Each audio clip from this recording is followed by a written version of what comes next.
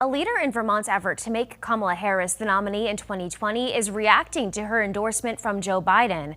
Senator Keisha Ram Hinsdale chaired the Harris campaign in the Democratic primary 4 years ago. Harris dropped out of the race and endorsed Joe Biden shortly before the Vermont primary in 2020. Ram Hinsdale predicts that Harris will be able to energize large numbers of Democrats, including millennials, Gen Z voters, women, and people of color.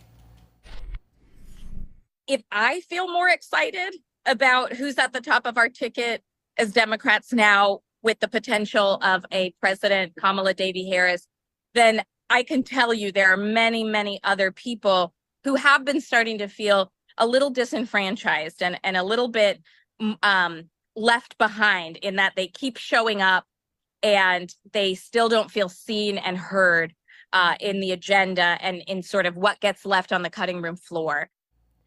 Ram Hinsdale says Harris should draw a stark contrast with Donald Trump when it comes to issues like preserving reproductive rights and LGBTQ+ rights.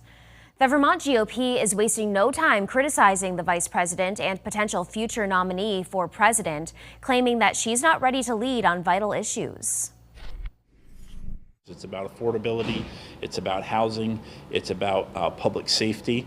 At the national level, you also add in the border and America's role on the world stage. We need a world-class leader leading our country. And I think Democrats are going to have a very hard time filling that gap. Kamala Harris has all of the same problems that Biden does in terms of failure to address most of those issues. And she's also missing some of the experience.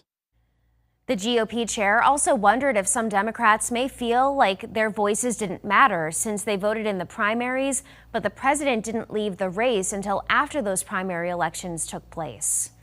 More lawmakers from our region are responding to the shakeup in the presidential race. Vermont Governor Phil Scott spoke about the president just last week, saying that neither Trump nor Biden is fit for office.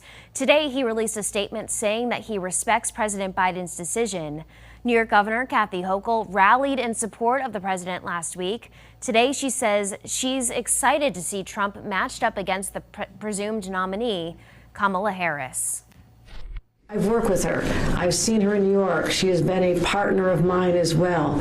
And what I'm so excited about is drawing the incredible contrast between our expected nominee, Kamala Harris, vice president, and the former president. The governor is also calling New York Kamala Harris country.